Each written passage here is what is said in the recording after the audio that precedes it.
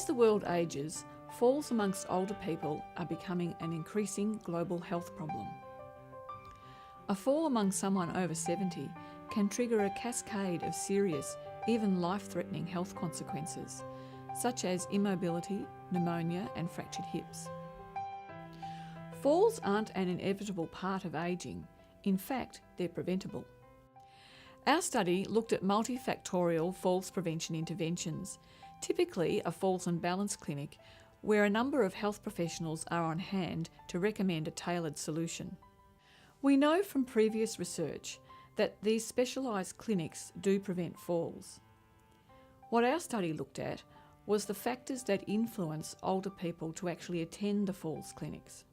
Ready, set, go. While studies have reported positive outcomes for falls clinics, including 50% or more reductions in falls and fall injuries, and improved functional balance and mobility outcomes, one issue that hasn't been addressed widely is how well these interventions are adopted amongst older people. The aims of this study were firstly to investigate older people's previous, current or planned participation in and perceptions towards falls and balance clinic interventions, and secondly, to identify factors influencing older people's intent to undertake multifactorial fall prevention programs, such as those delivered through a falls and balance clinic approach in the community setting. Together with my colleagues, we conducted telephone surveys of randomly selected community-dwelling people aged over 70 years living in the state of Victoria in Australia. Those surveyed were asked about a hypothetical falls and balance clinic. We described the likely location and travel distance, the types of health professionals involved, the types of falls prevention recommendations likely, the time required and the costs.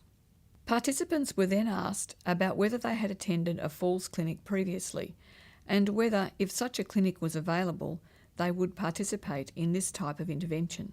The survey found that only 30 of the 376 participants, that's 8%, had attended a multifactorial falls clinic type intervention in the previous 5 years, and 16% expressed intention to undertake this intervention in the future. Most of those surveyed said they believed a multifactorial intervention would reduce their risk of falls. However, there were a moderate number of participants who were undecided or who considered an intervention such as a falls clinic would not reduce their risk of falling, despite having fallen in the past 12 months. Importantly, more than 70% indicated they would attend an intervention such as a falls clinic if specifically encouraged by a health professional to do so, and almost 3 out of 4 people would consider an intervention if encouraged by their family, friends or doctor.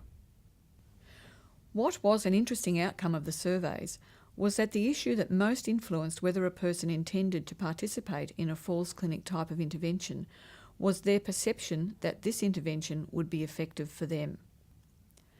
Other important influences were their perception of their own risk of falls, their perception of the likelihood that they would be injured if they were to fall, and having difficulty using stairs without a handrail. In the future, we need to improve our understanding of factors that will support our older people to target those at risk of falling and to get them to consider attending a falls clinic assessment. This intention, once initiated, must be seen through. This study highlights the importance of health professionals and family, in particular, to positively encourage our older members of the community to recognise the risk of falls and the importance of protecting against a fall. Our research has shown that this needs to be a sustained engagement, ensuring that the older person understands and remembers the issues and that they are assisted in seeking initial as well as ongoing assessment.